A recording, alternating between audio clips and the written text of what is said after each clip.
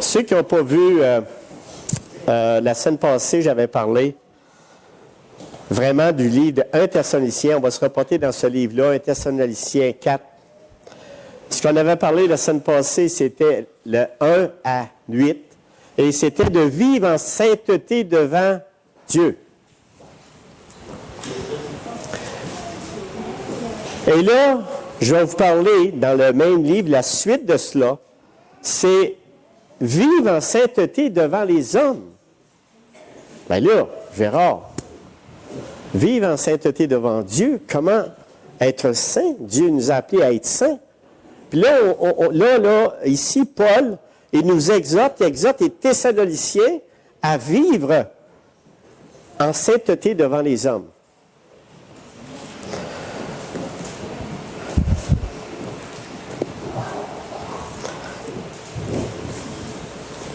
Est-ce que c'est faisable? Ou il mérite-tu? Hein?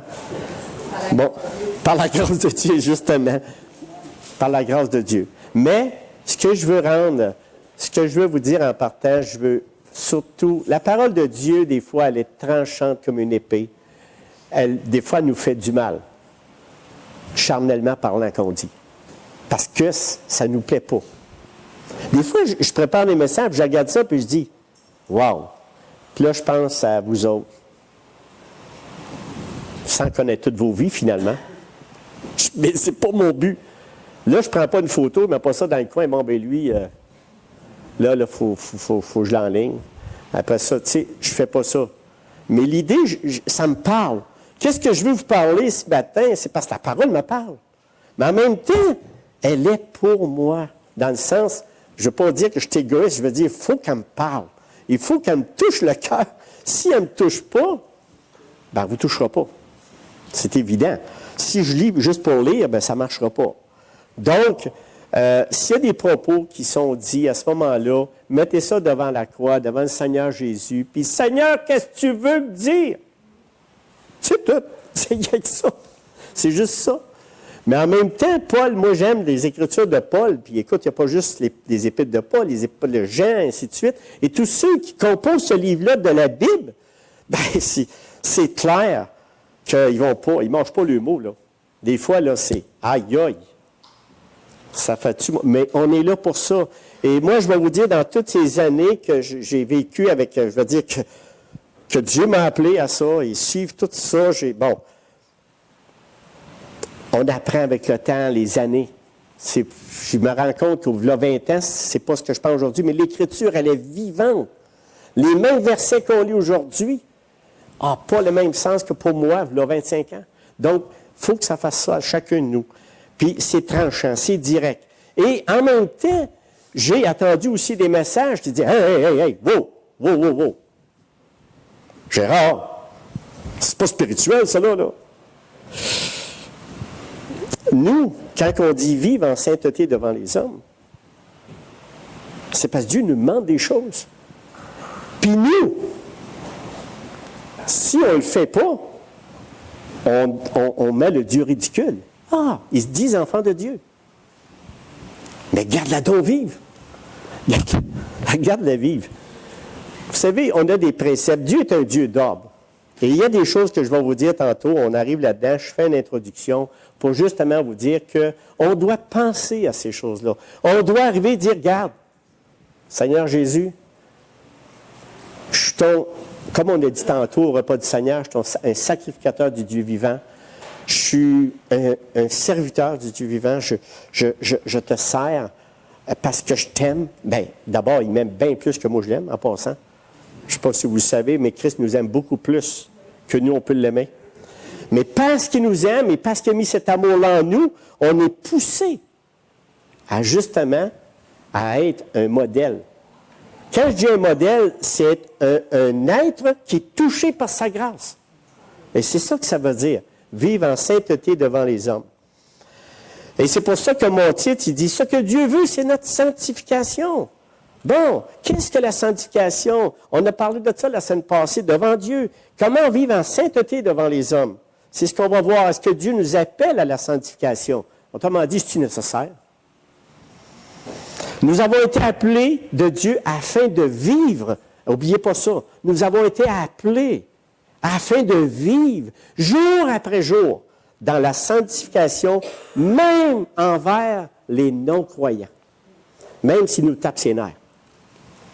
Ben, même en croyant, on se tape ses nerfs des fois. Mais, c'est que le non-croyant va porter encore moins attention. Puis, je les méprise pas quand je dis ça. Mais, coudonc, c'est ça qu'on va voir. Mais avant d'arriver dans le sujet, j'aimerais quand même faire un petit rétro pour 5 minutes pour arriver à dire le contexte qu'on a pris quand Paul a écrit ça. Quand Paul a écrit cette lettre aux Thessaloniciens, Paul il avait besoin de vraiment se rassurer des Thessaloniciens, puis en même temps, il y avait des problèmes. Les lettres sont écrites pourquoi? Les lettres sont écrites pour soulever un problème, puis dire, ben, hey, Dieu dit. Tu sais, c'est inspiration de Dieu sur Paul. Paul nous a indiqué la lettre, puis il dit ça. Mais en même temps, en connaissant le contexte du livre, on est capable de mieux se situer dans ce que le Seigneur veut nous apprendre dans les versets 9 à 12 qu'on va voir ce matin. Dans les versets 9 à 12. Mais avant d'entreprendre ça, j'aimerais faire, comme je disais tantôt, Paul avait été à Thessalonique, il est arrivé là. C'était complètement neuf, il n'y avait pas personne qui a annoncé l'Évangile. Et Paul, quand il passe une place, il dérange. OK? Puis on avait tout regardé la semaine passée, où est-ce qu'il avait parti dans les actes, puis comment est-ce que lui avait agi avec eux autres. Il était là à peu près 5 à 6 semaines. Puis en 5 à 6 semaines, là, il a mis le feu. Ben, il va dire le feu dans les cœurs. Puis il y a beaucoup de Grecs, pas de Juifs, de Grecs, qui se sont repentis, qui ont remis leur vie dans les mains du Seigneur. Et aussi de femmes, beaucoup de femmes de qualité. Et encore là, je disais que la femme de qualité, je ne savais pas c'était laquelle, mais c'était des femmes de qualité. Donc, tous ces gens-là ont été touchés à un tel point que là, ça ne marchait pas, la ville était sans dessus. Et puis là, à un moment donné, ben, il y a les Juifs, on appelle ça les Juifs jaloux, j'avais parlé de ça, prirent avec eux quelques méchants hommes de la populace de Thessalonique. Puis ils ont dit, ben garde, il faut se débarrasser de ce gars-là parce qu'il mène du trouble ici, puis pas à peu près. Parce qu'il répandait à l'Évangile. Et tout le monde, ce que Paul disait, c'est pas Paul. Paul, ce qu'il disait, était un outil des mains. Mais par les paroles de Paul, Dieu touchait les cœurs. Il changeait les cœurs. C'est vraiment. Puis, là, la pression était tellement forte, Paul trouvait de partir. Parce que là, à un moment donné, là. Puis là, lui, Paul, écoute, quand je dis une multitude, la Bible dit une multitude, c'est pas 5 puis 10, là. Une multitude, on peut parler de 1000, ça peut être 2000, je ne sais pas. Mais une multitude de personnes se sont joints à Christ. Et là, il y a 2 raisons pour qu'il ait écrit la lettre. C'était pour les encourager à persévérer, parce que lui, quand il est parti de là, il a dit, « Hey, là, il a mis le feu aux poudres, là, mais moi, je m'inquiète pour eux autres, parce que leur vie qu'ils vivaient, eux autres, c'était pas si simple que ça. La vie qu'ils faisaient, et je vais vous l'expliquer un petit peu plus tard, mais c'était pour les encourager et persévérer dans la foi, tout en leur rappelant que le Seigneur fait croître et abonder l'amour que vous avez les uns pour les autres et pour tous. Ça, c'était une des raisons. Et qu'ils affermissent leur cœur pour qu'ils soient irréprochables dans la sainteté devant notre Père lors de l'avènement du Seigneur Jésus avec tous ses saints. Parce que vous savez, ce qui suit ces versets 9 à 12, c'est quelque chose qu'on attend depuis longtemps.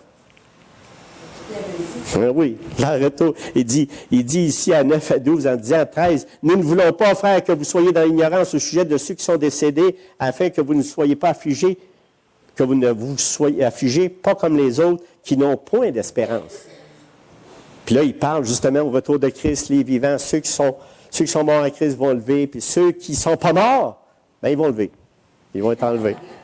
Donc, c'était ça que Paul donnait à la fin. D'un verset 13 à la 18, il a fini par ça. Mais entre les deux, il a commencé par dire, « Hey, les gars, là, OK, ce que j'ai parlé la semaine passée, verset 1 à 8, il leur dit ceci. On va commencer ici. Il dit, « Au reste, frères, puisque vous avez appris de nous, comment vous devez vous conduire? » C'est ce qu'on a parlé la semaine passée. Comment vous devez vous conduire et plaire à Dieu? Et il continue ici, « Et c'est là ce que vous faites. » Et c'est là ce que vous faites. Conduire, c'est quoi ça? Conduire, c'est mener quelqu'un d'un lieu à l'autre. C'est assurer la direction de la manœuvre. Il a dit, garde, Paul a dit, c'est par là qu'on s'en va. C'est par là. Quand plaisons-nous à Dieu? Je vais pogner des petites questions quiz. C'est nous plaisons à Dieu quand nous sommes obéissants à sa parole. Pas parce qu'on est fin. C'est pas parce qu'on est smart. C'est pas parce qu'on ramasse de quoi en faisant le bien. Pas en tout. C'est on est obéissant à sa parole comme un enfant. Dieu dit, je fais. Dieu dit ça, je fais. C'est ça. Ça, c'est plaire à Dieu. Et c'est ce qu'il voulait lui rappeler. Et là, il dit, nous vous prions et nous vous conjurons au nom du Seigneur Jésus de marcher à cet égard de progrès en progrès. Moi, j'ai arrêté sur ces phrases-là, puis je dis, prier, quelqu'un sait c'est quoi? C'est demander avec insistance, déférence ou humilité à quelqu'un de faire quelque chose. Fait que Paul, il n'allait pas avec le dos de la cuillère, il dit, nous vous prions, allez-y, j'insiste que pour vous souvenir de ça, vous continuez à plaire, puis à être obéissant à la parole de Dieu. Puis il dit, conjurer quelqu'un, c'est supplier fortement quelqu'un à s'écarter des pratiques culturelles d'un peuple, puis les autres, il y avait de quoi à faire. Hein? Vraiment, là, il ne disait pas ça parce que il n'y avait rien à dire, là. Pas pantoute, là. Au contraire, parce qu'au verset 3, il dit ceci, vous savez, ce que Dieu veut, c'est votre sanctification, c'est que vous vous absteniez de la débauche. Avant que j'explique ce qu'il faisait là, c'est que le mot sanctifier, quand il dit ce que Dieu veut, c'est votre sanctification pour mettre Dieu dans le bain. L'action de sanctifier, c'est vénérer le Seigneur, c'est honorer quelqu'un. Quand tu as ça en tête, c'est Seigneur, tu vas être sanctifié. Tu es séparé, tu es mis à part pour Christ, pour son Fils Jésus-Christ. Purifié, éloigné du mal. Il te met à part pour te purifier, t'éloigner du mal, il te sanctifie. Ce que Dieu veut, c'est ta sanctification. Écoutez, on en a une grosse partie qu'on ne peut pas faire nous-mêmes. Dans toute cette vie chrétienne de démarche avec Dieu, avec ma marche avec Dieu, je me suis aperçu qu'il en fait 80%. Moi, en fait 20%, peut-être 10%. Qu'est-ce qu'il faut que je fasse pour faire la différence? Simple. Obéir à sa parole. Lire sa parole. Constamment. On est des êtres oublieux. Des êtres que si on est dérangé par quelque chose, on n'a plus l'œil sur les Écritures. Vous voulez que votre vie soit sanctifiée? Ce que Dieu veut, c'est votre sanctification. C'est simple. Lire la parole. Obéir à la parole. Être sanctifié par sa parole. Donc, quand on est mis à part, on est consacré par la présence de Dieu. C'est ça que Paul lui dit ici. Puis comme j'ai dit, dans les Grecs, pourquoi ils étaient si forts à y dire ça? C'est parce que vous savez, les Grecs, eux autres, là, il n'y avait aucune moralité. Nous autres, on dit, la débauche, il n'y a rien là, je sais, ça veut dire. Non. Eux autres, ce qui vivaient, étaient au-dessus de tout ce que nous autres, on peut vivre. C'est ça que je vous expliquais. Parce que les Grecs, c'était légal de faire ça. C'était légal d'avoir de la prostitution. Il n'y avait aucune moralité, même la ville ou même le pays, ceux qui étaient grecs, pouvaient faire ce qu'ils voulaient là-dessus. Avez-vous imaginé? Ils étaient même appuyés. Nous autres, on a des lois ici de judéo-chrétiennes qui nous empêchent ça. Mais Paul, là, c'est des vrais miracles d'avoir sorti de ce marasme de proximité. C'est un gros mot que j'ai sorti qui sort de même, mais de toute proximité, c'est-à-dire sexuelle, de tous ces éléments-là de débauche. La débauche dans son plus grand X, là. Donc, mais encore, c'était naturel depuis leur jeune âge, ils ont grandi là-dedans. De donner leur fille, pas de problème. Je lisais cette semaine, j'ai vu quelque chose qui m'a vraiment frappé de ce que je veux vous dire. C'est un homme de 50 ans environ qui observait la secte Amish. OK? C'est une histoire vraie que je vous conte là. Qui venait d'être arrêté par la police américaine, car pour un service rendu à des amis, parce qu'ils les avaient sauvés de la faillite, il leur a demandé leur fille de 14 ans. Pour eux, c'était normal. Leur secte, c'était normal de prendre sa fille de 14 ans puis le donner comme marchandage, dans le fond, pour le service rendu. À l'âge de 19 ans, il avait déjà 2 enfants. Et quand la police l'a arrêté, il y avait 12 autres filles dans la maison. Écoutez, lui, là, sa secte qu'on parle, ça, là, il faisait avec la secte. Mais pas avec la culture judéo-chrétienne dans le pays américain. Et il est arrêté, puis avec raison. Il dit, j'ai le droit, moi. Hey, non, tu n'as pas le droit, là. Non, tu n'as vraiment pas le droit. Je vous donne un exemple cru pour vous démontrer que les Grecs, quand Paul les exhortait à aller, hey, ce que Dieu veut, c'est votre sanctification. C'est justement d'être mis à part, de regarder à Christ, de regarder à l'événement. Mais il y a d'autres choses que je vais vous amener. Mais c'était pour dire pareil qu'il y avait ça prenait vraiment la grâce de Dieu pour sortir dans une zone où ce qui était, depuis leur naissance, dans une zone de débauche. C'est-à-dire, ils vendaient leurs filles, ils faisaient prostituer leurs filles, c'était pas grave d'aller avoir une autre femme. C'est ça que les Grecs vivaient. Fait qu'imaginez, c'est juste ça que je veux vous exprimer, que Paul, il disait, écoutez, il aurait bien nommé n'importe quoi, mais il a nommé à débauche. Voyez-vous? Là, je vous situe, bien, il n'est pas perdu, là. Vous me suivez tout le temps. Aujourd'hui, on est protégé par cette culture judéo-chrétienne. Mais je veux quand même vous dire, qu'est-ce que Paul, au verset 7, là, il rappelle quelque chose d'important. Après, il vous avoir dit ça. Il dit au verset 7, il dit, car Dieu ne nous a pas appelés à l'impureté, mais à la sanctification. Il rappelle ça. Parce que Paul avait fait un travail énorme dans Thessalonique. Énorme. Il avait prêché l'Évangile de Christ. Il avait dit qu'est-ce qu'il était, qu'est-ce que Dieu, le Seigneur était. Puis eux autres, du jour au lendemain, en poignant le Seigneur, ils ont été touchés par la grâce. Ils ont arrêté. Mais pensez-vous que la chair a lâché ça? Non. Non. Si vous avez un péché que vous avez réussi à vous débarrasser, cassez-vous pas la tête, laissez-vous pas aller parce qu'il va revenir. Ça ne prend pas de temps. La chair, elle est là. Je vous dis ça pas pour vous décourager, mais pour vous dire que Paul a raison de nous exhorter à dire, hey, travaillez à votre sanctification. Et ça, qui peut faire ça? Dieu seul. Qui peut nous amener à la sanctification complète? Dieu seul. Mais il faut le demander. Seigneur, débarrasse-moi de ça. Seigneur, enlève-moi ça. Il va le faire. Mais pour ça, il faut lire la parole. Il faut comme lire, comme manger. On mange, donc il faut lire la parole pour se nourrir de la parole afin que notre esprit et notre cœur soient touchés pour que Dieu nous donne finalement, puis lui, il va faire le travail. Je vous le dis, là, de vos forces, vous ne réussirez pas.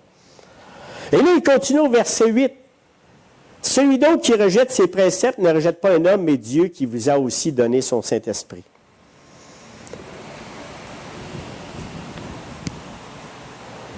Quand on lit ça, là, cette phrase-là, là, il faut se rappeler une chose que j'avais parlé puis j'avais insisté, puis je l'insiste encore aujourd'hui pour le message d'aujourd'hui.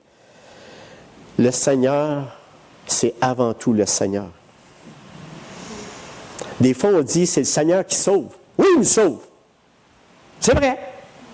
Mais avant tout, c'est le Seigneur. Quand une révérence totale, une révérence envers le Seigneur, Seigneur, tu es tout pour moi. Seigneur, tu es ma vie. Seigneur, il n'y a aucun autre chemin que le tien. Il n'y en a pas d'autre. À ce moment-là, il va nous sauver. Parce qu'on vient de reconnaître quand même vraiment de quoi de suprême. Et ça devrait être toujours dans notre cœur que c'est le Seigneur qu'on a parlé ce matin avec le repas du Seigneur. C'est l'alpha, l'oméga, c'est le Tout-Puissant. C'est celui qui va vraiment nous amener là. Hey, j'ai-tu hâte? Oui, j'ai hâte, oui. Donc, la sanctification, c'est quelque chose de terre à terre. C'est une doctrine fondamentale qui nous vient de la grâce de Dieu seulement. Personne ne peut se sanctifier parfaitement lui-même. N'oubliez pas ça. Si Dieu n'intervient pas dans nos vies. Fait qu'il faut insister, comme une petite vieille. Seigneur, ne m'oublie pas. Maintenant, on arrive au sujet. C'est pas pire, là. On arrive dessus. Mais en vous expliquant ça, ça vous aide à comprendre ce que je vais vous expliquer dans la deuxième partie, comment vivre en sainteté devant les hommes. Et là, on va le lire. Rappelons-nous en tout temps que Paul a écrit cette lettre en ayant comme point principal la sanctification. Comme on dit depuis une couple de mois, c'est pas depuis quelques semaines, je suis branché sur la sanctification. Je veux vraiment que Dieu me fasse comprendre c'est quoi la sanctification, parce que souvent on est découragé. Découragé. Moi, des fois, je dis, voyons, comment tu fais pour m'aimer? Il me semble que je ne produis pas. Il me semble que je ne suis pas à la hauteur. Il me semble que, comment tu fais pour m'aimer? Dis, mon enfant, c'est simple. Continue à lire ma parole. Continue à la méditer. Moi, je te transforme et tu ne le vois pas. Puis il a raison. Le Seigneur a raison. Parce que des fois, j'ai un encouragement, une tape dans le dos par Dieu, puis il dit, garde, mon petit gars, ça va bien, regarde, t'es à de même, là, puis regarde, t'as fait un petit progrès. Là. Pareil comme un enfant qui vient au monde, puis là, il vient de marcher. Hey, il vient de commencer à marcher, là. Petit enfant. Ben nous, des fois, on est de même. Puis là, ben c'est ça. Puis là, on est encouragé parce qu'on a réussi soit avec un péché, soit avec une mauvaise manie. Ou, tu sais, on est des fois déconnectés là-dedans. Là. C'est pas drôle. Fait que c'est ça. Fait que donc, il faut vivre en sanctification. Et Paul, dans les 4 versets qu'on va lire ce matin, c'est vraiment quelque chose, c'est une discipline de vie avec Christ. Donc, si on a compris la sanctification, si on a compris que Dieu veut notre sanctification, puis qu'on a confiance en lui, que Dieu va nous amener là, il va nous sanctifier à tous les jours, si on obéit à sa parole. Donc, écoutez, on a une formule gagnante. Lisons ceci. Pour ce qui est de l'amour fraternel, vous n'avez pas besoin qu'on vous en écrive, car vous avez vous-même appris de Dieu à vous aimer les uns les autres. Wow! Je vais vous expliquer ça, mais on va tout le lire. Et c'est aussi ce que vous faites envers tous les frères de la Macédoine entière. Mais, le fameux Timée, mais, nous vous exhortons, frères, à abonder toujours plus dans cet amour. On faisait bien comme il faut, puis là, il nous exhorte à toujours plus travailler dans cet amour et à mettre votre honneur à vivre tranquille. OK, ça veut dire quoi? Et à vous occuper de vos propres affaires et à travailler de vos mains comme nous vous l'avons recommandé. En sorte que vous vous conduisiez honnêtement envers ceux du dehors, que vous n'ayez besoin de personne. Maintenant, comprenez-vous mon titre? Vivre en sainteté devant les hommes. C'est une exhortation de Paul qui nous amène vraiment à regarder nos vies. Tu sais, des fois, là, je pense à ça, je dis, Dieu, donne-moi. Donne-moi. Hey, moi, là, Dieu, je vais te sauver, là, puis garde. Puis après ça, ben là, fais quoi? Mais non, ça, là, la plus belle chose qui peut nous arriver, c'est que Dieu nous ait pris une décision à notre égard. Parce que nous-mêmes, on n'est même pas capable de trouver Dieu. Personne ne cherche Dieu. Il n'y a pas personne qui peut... « Hey, moi, j'ai trouvé Dieu. Tu ne trouves pas, petit gars, c'est Dieu qui t'a trouvé. » Puis il t'a arraché, puis il t'a amené ici. Puis lui, il te donne par son esprit vraiment tout ce que tu as besoin. Tout ce que tu as besoin de faire, toi, c'est de croire que c'est vrai. Puis là, en plus, pour me décourager, bien, pas décourager, mais la parole dit, tu es un incrédule. Viens au secours de mon incrédulité, en plus.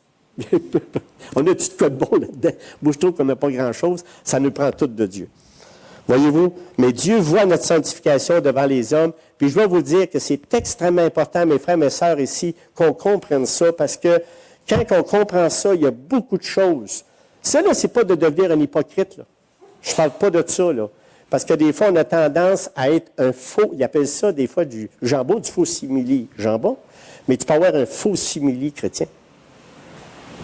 Faux simili croyant. C'est-à-dire que c'est un semblant. De face, mais en arrière, il n'est pas là pantoute. C'est pas ça. Son cœur n'est pas à Christ. Pensez-vous que ça existe, ça? Ben oui, ça existe, c'est sûr. Il y aura toujours, l'Écriture ne ménage aucune parole là-dedans. Il y a des faux prophètes, il y a des faux docteurs, il y a des faux enseignants, il y a des personnes qui nous amènent partout pour essayer de gagner la faveur de Dieu. Je vous décourage un matin, vous ne pouvez pas rien gagner. À rien gagner. Tout ce que vous avez à faire, c'est croire en Jésus-Christ, qui est le Fils de Dieu vivant, qui nous a rachetés, puis on n'a rien mérité là-dessus. Imaginez, j'ai quelque chose ici que je voulais apporter attention ici, c'est que Bien que toute religion doit exercer une influence sur la... Je l'ai écrit parce que je voulais le dire de bonne façon, sur la manière dont vivent ses adhérents. Bien souvent, tu vas avoir des religions qui vont arriver, ils vont donner des informations, puis là, ils vont dire toute la manière, une morale élevée, afin d'être juste, afin d'être bon. Il y en a énormément. Énormément de religions qui font ça. Puis meurtri sur le corps, plus ton corps est meurtri, plus tu vas avoir de faveur de ce Dieu-là. Tu sais, puis Dieu ne nous demande pas en tout d'être mutilé ni rien de ça. Mais savez-vous, et ça c'est important, on parle de la religion de Christ, les enfants de Jésus-Christ.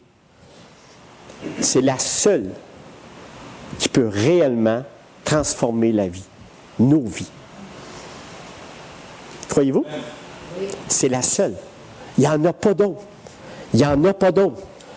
C'est seulement ceux qui croient en l'Évangile de Jésus-Christ que la puissance de Dieu va les transformer afin qu'ils puissent vivre ce qu'ils croient vraiment. C'est fou, hein? Tu crois, puis il va te donner tout ce qu'il faut pour croire. Mais il faut que tu crois. Mais il va tout te donner. Donc, écoutez, prenons un exemple ici pour entrer toujours en introduction de mes 4 versets que j'ai là. Eux autres, les Thessaloniciens, là, ils étaient tellement, c'est pas drôle, hein, mais dans les versets qu'on parle, eux autres, ils étaient tellement branchés sur l'avènement à venir qu'ils ne travaillaient plus. Et ça me fait penser, moi, qu'en 1986, j'ai dit, bon, enfin, là, je vais acheter mon dernier auto. C'est en 86, ça fait 30 ans de ça. Je vous dis, tel que je vous dis là, je vais acheter mon dernier auto parce que là, il revient dans pas grand temps. C'est sûr, j'en rachète pas d'autres. Il en a acheté plusieurs après ça. Mais c'est un fait. Les Thessaloniciens, dans l'histoire que je vous parle ici, les Thessaloniciens pensaient à la même affaire. Ils étaient tellement emballés, débarrassés d'une débauche accrue dans leur ville. Là, ils ne vivaient que pour le Seigneur, mais là, ils ne faisaient plus les responsabilités. Là, il a dit, on ne peut pas travailler, il s'en vient. C'est ça qu'on voit là, dans les versets que j'ai lus, de verset 13 à 18. Il dit, ben oui, les gars. Soyez pas inquiets, il va revenir, il y a un super de beau message. Christ revient. Ben oui. Mais là, on continue à travailler, là, en attendant. Si tu veux que je fasse. Mais je vous dis, la chose que j'avais, puis je pensais à ça quand je préparais ce message-là, j'ai dit, c'est vrai que j'ai pensé ça. Hey, c'est en 86, là. Puis il n'est pas revenu encore. C'est comme ça. Donc, il faut vivre dans la manière que demain, il va arriver. C'est sûr, mes frères et sœurs, il faut. On n'est pas des malades mentales, là. On doit vivre d'espérance. On a des claques sur le nez, on a toutes sortes d'épreuves, on a la maladie, on a toutes sortes de choses qui nous arrivent. Mais finalement, dans tout cela, il faut regarder à Christ et dire, il va revenir. Mais en attendant, je fais quoi? C'est ça que Paul lui dit. Je fais quoi? Si on ne fait pas attention, on a un zèle déséquilibré par rapport au retour de Christ. Puis ça, tu sais, des fois, on va arriver et dire, ben là, mon patron, il m'a donné, écoute, ben, dans tes conditions de travail, je vais te donner un fonds de pension. Ben là, tu vas m'arrêter ça, là. Fonds de pension, tu veux que je fasse avec ça, moi? C'est pas spirituel, ça, là. Mais comprenez-moi bien que ça fait partie de la vie. On sait bien qu'on s'en fout s'il revient, bien, le fonds de pension va rester là, puis l'employeur s'arrangera avec. C'est tout.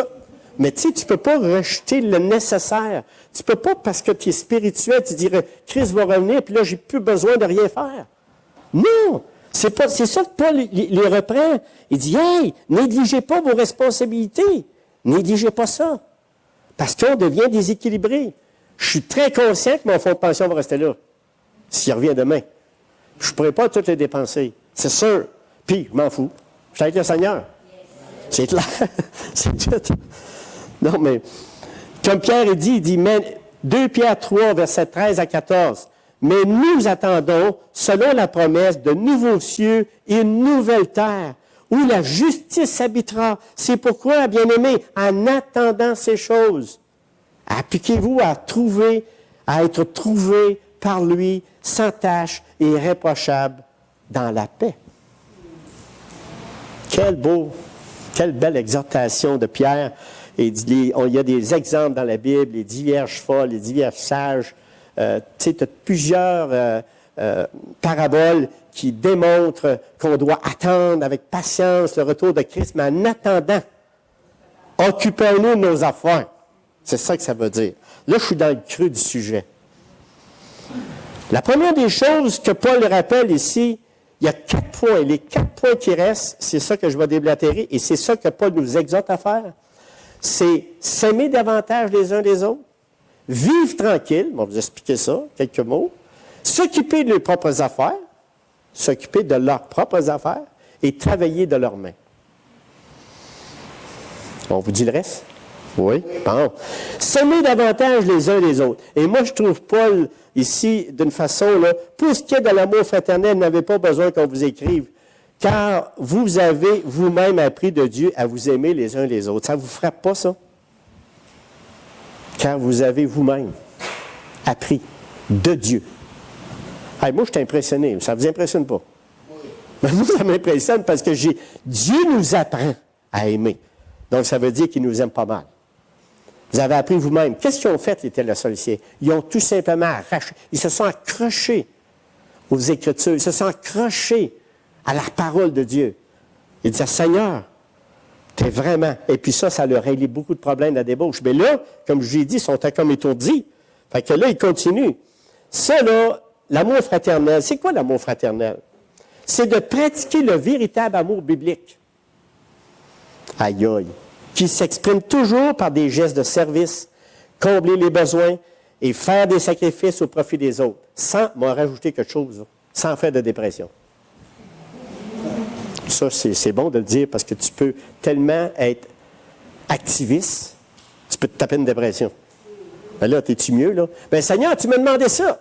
Ben là, je suis bien d'accord, je t'ai demandé ça, mais tu fais ça selon tes moyens, selon ton temps, selon ta disponibilité. C'est clair. L'amour fraternel ne se mesure pas. Elle est là. T'aimes. On s'aime. Vous savez, là, dans les églises, moi, avec le nombre d'années que je vis là-dedans, je suis toujours étonné comment on finit des fois par saillir les uns les autres. Vous dites ça, là, du non, Gérard, on s'aime. Hey. Ah! Des fois, on n'est pas gentils les uns avec les autres. Des fois, on manque d'amour. Des fois, on dit des paroles pas intelligentes.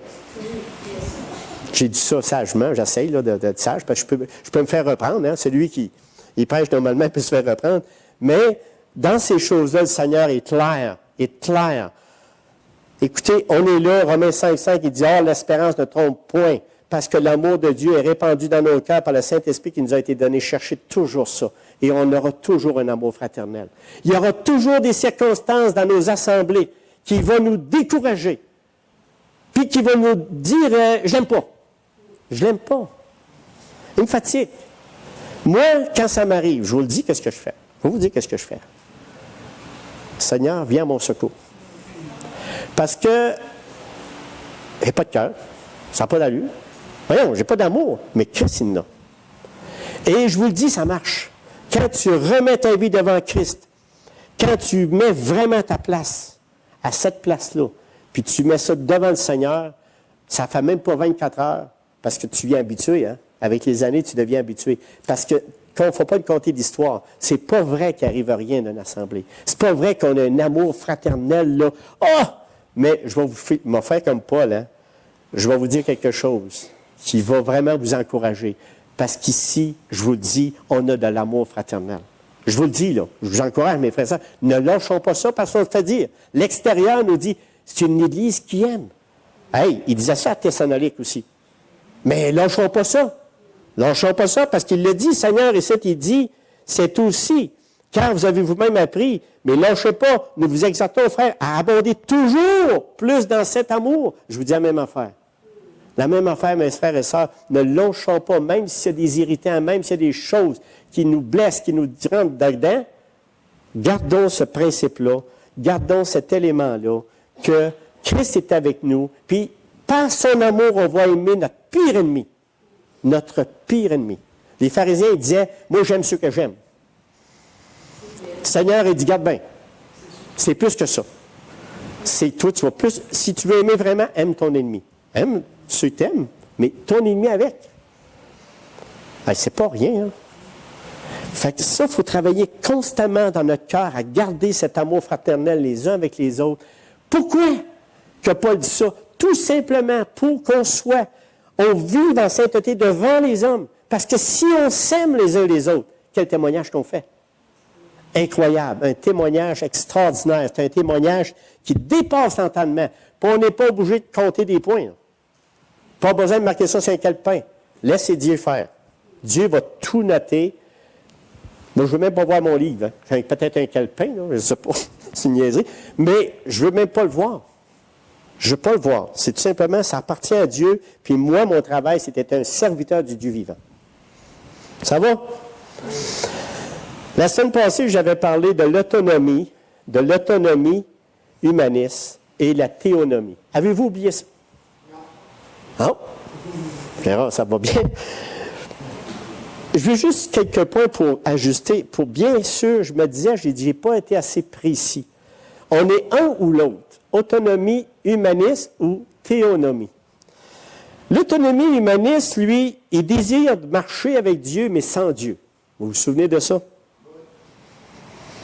En fait, il met plus sa foi en l'homme qu'en Dieu. Son but, puis vous allez voir ça dans bien des organisations religieuses, il va dire, « Hey, on peut-tu s'entendre sur une parole de Dieu pour être tous à la même longueur d'onde? » Autrement dit, l'objectif de l'autonomie humaniste, c'est de prendre la parole de Dieu puis la mettre selon ce que nous convient de nous, par notre raison et notre sagesse. Bien, il y a des organisations religieuses qui font ça.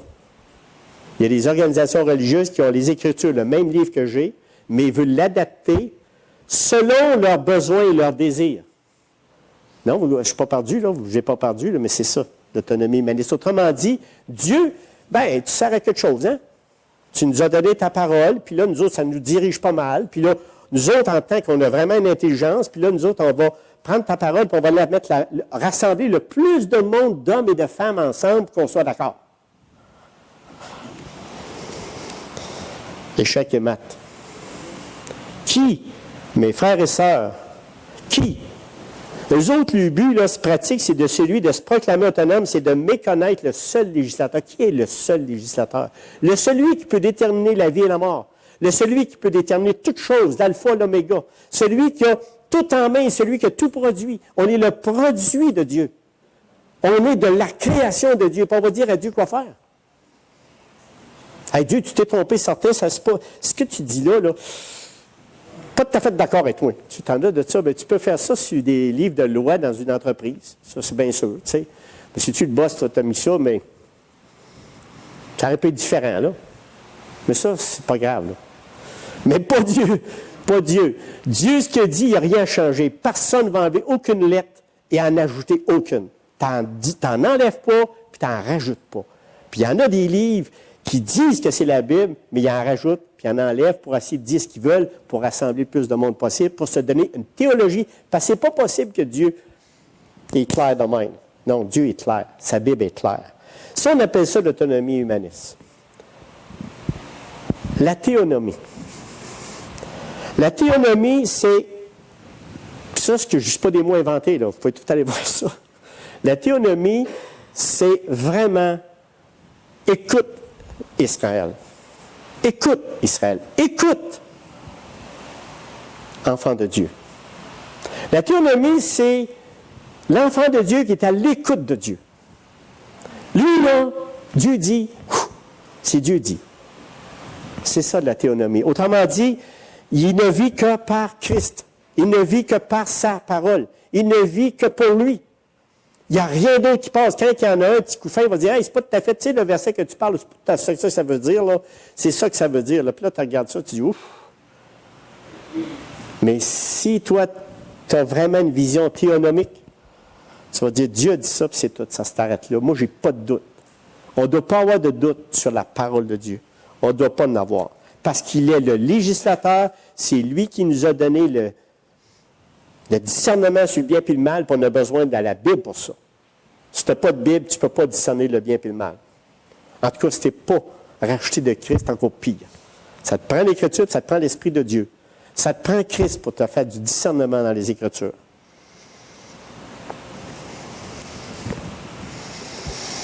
Maintenant,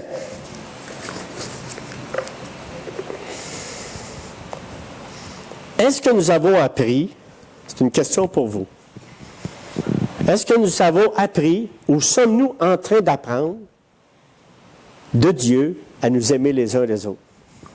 C'est une question.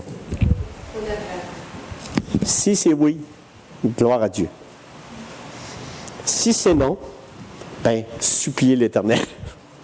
Demandez son aide pour qu'on puisse faire grandir cet amour-là que Paul exhorte les Thessaloniciens, et ça nous exhorte, nous autres aussi, à faire grandir cet amour fraternel. Et je vous le dis, c'est s'efforcer. S'efforcer veut dire, c'est de vraiment chercher sa face, d'être théonomique.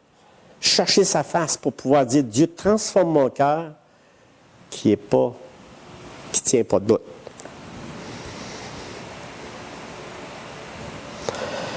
Et j'ai un verset que je voulais vous dire, puis des fois on dit, ben là, j'aimerais connaître l'amour fraternel, puis là, je suis en train de réfléchir là-dessus, puis tu peux-tu m'aider? Oui, je peux t'aider. 1 Corinthiens 13, 4 à 7.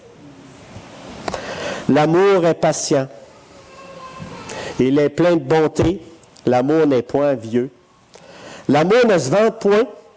Elle ne s'enfle point d'orgueil. Elle ne fait rien de malhonnête. Elle ne cherche point son intérêt. Elle ne s'irrite point. Il ne s'irrite point.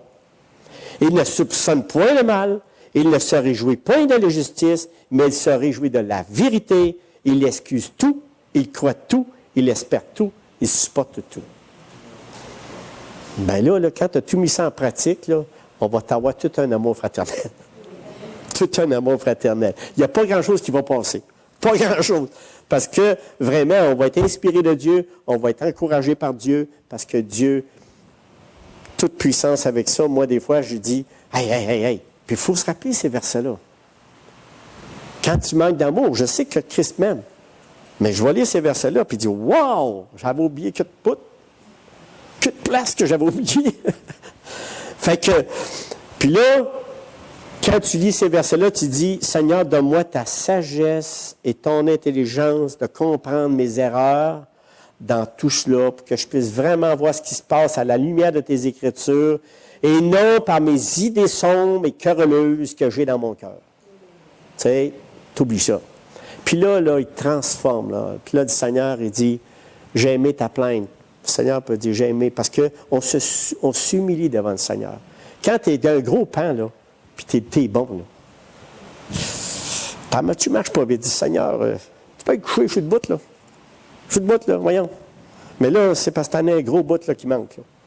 Tu ne peux pas aller chercher ça. Au contraire, si on veut avancer avec Christ, si on veut avancer pour vivre en sainteté devant les hommes, il faut faire ce qu'on vient de dire là. Parce que ça se remarque. Quand l'amour fraternel qu'on a ensemble, et quand nous, on sort d'ici et on suit, cet amour fraternel-là nous suit, mais elle va tout toucher les autres. C'est sûr. C'est sûr qu'elle va toucher les autres parce que Dieu va vous servir de vous. Puis là, ils vont dire, c'est qui celle-là?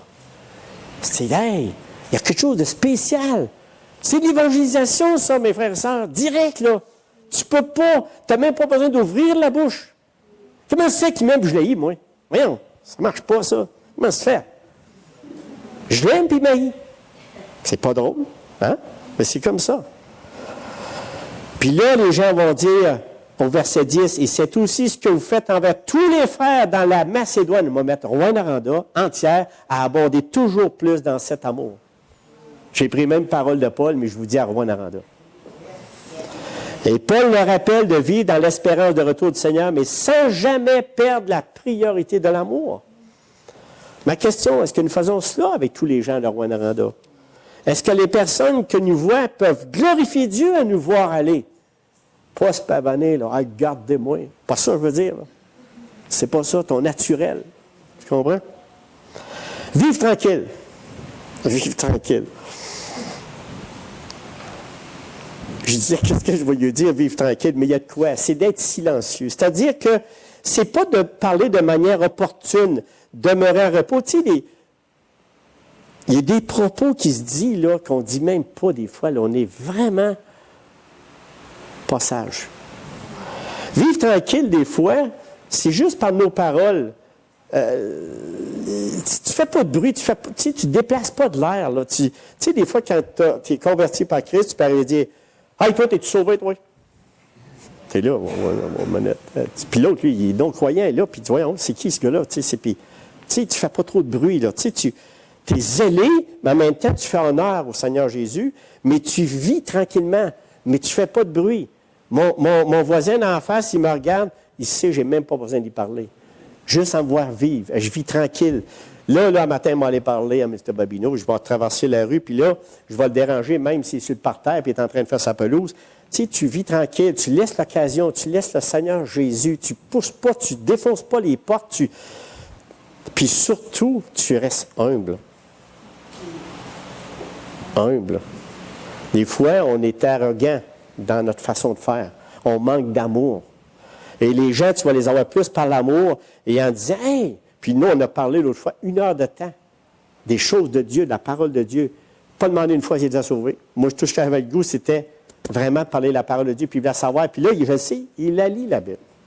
C'est moi qui ai donné. Fait que je le sais. Puis là, il dit, bon, il m'a lire ça la semaine prochaine. OK, je ne vais pas le voir la semaine d'ensuite pour lui demander, l'as-tu lu? Alors, je le laisse faire, à un moment donné, ils vont m'en parler. Ils vont m'en parler.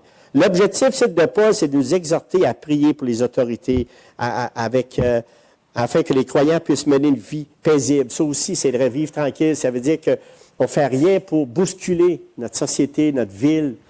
Mais en même temps, on est des êtres vivants et des témoignages vivants. Comprenez? Mais c'est de vivre tranquille. Paul dit, vivez tranquille. Surtout eux autres, les Thessaloniciens, dans la vie qu'ils vivaient, dans la débauche qu'ils étaient. Soyons sages. On peut dire des paroles très pesantes qui vont toucher, mais n'oubliez pas qu'on est dans une ère nouvelle. On n'est pas là 40 ans, 50 ans. Des fois, on échangeait ensemble avec M. Jolin, puis tout, puis on avait, puis à un moment donné, je me disais, il me semble qu'on n'est plus là.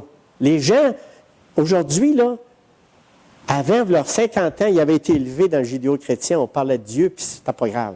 Mais aujourd'hui, là, tu parles de Dieu, écoute, là, tu ne m'écœureras pas avec ça, là. Il dit, je commence pas à dire, ben merci beaucoup, t'es bien fin de me parler de Dieu matin. Hey, non, écœure-moi pas avec ça, là. Ton Dieu va-t'en avec ça. Tu sais, on ne vit plus la même ère. Puis ça, c'est dans les temps à venir. Ça ne viendra pas meilleur. Attendez-vous pas à ça, là. C'est juste Christ qui va changer les cœurs.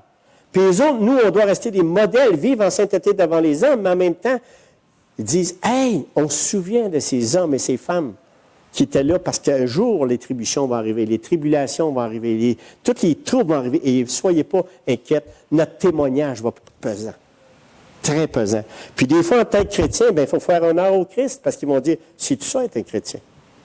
C'est-tu ça quelqu'un qui est transformé quand tu es bizarre dans tes paroles ou tu as des propos qui sont méchants? C'est pas ça, vivre tranquille.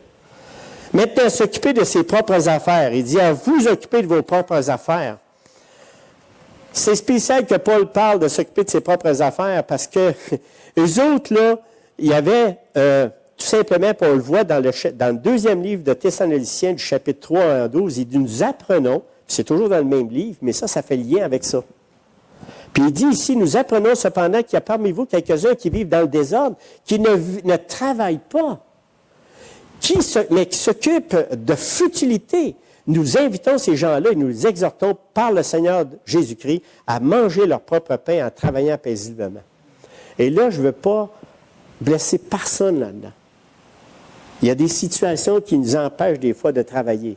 Mais si on peut travailler, si on peut faire quelque chose pour prendre soin de notre famille, pas « Hey, le Seigneur, il t'en vient », comme moi j'ai fait là-dessus, puis le champ, je n'ai pas arrêté de travailler.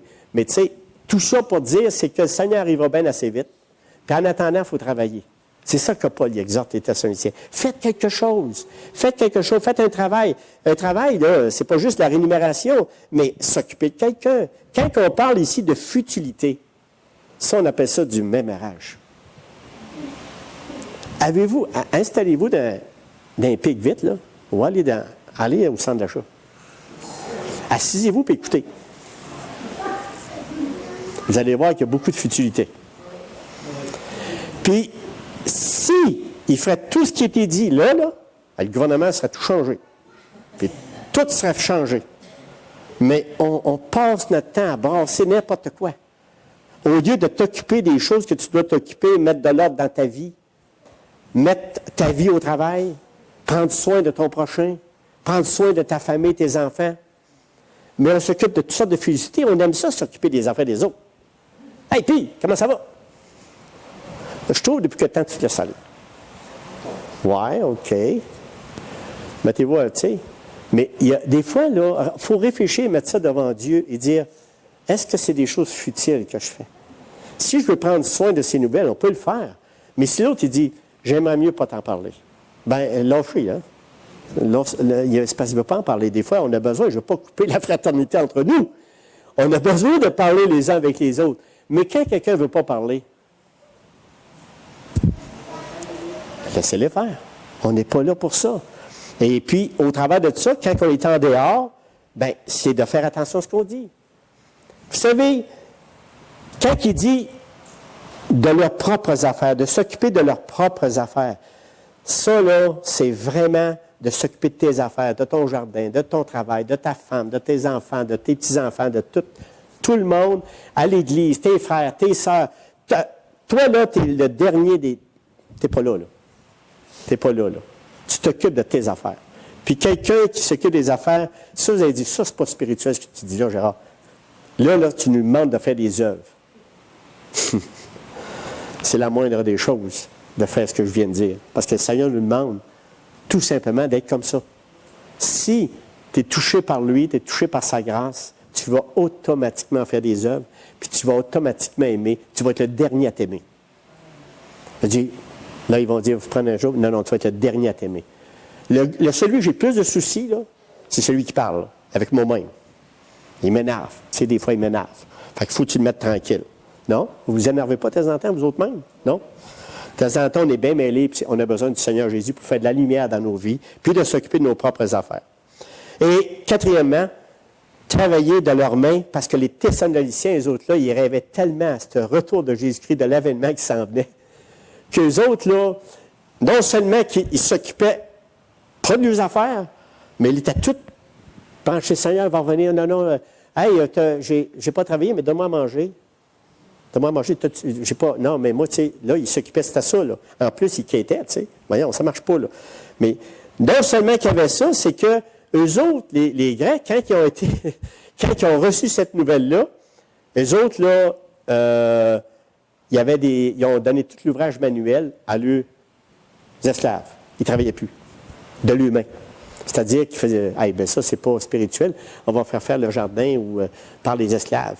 Mais c'est ça que Paul, il dit, non, il dit, 11, dit, et à travailler de vos mains, comme nous vous l'avons recommandé, à sorte que vous vous conduisez honnêtement envers ceux du dehors et que vous n'ayez besoin de personne.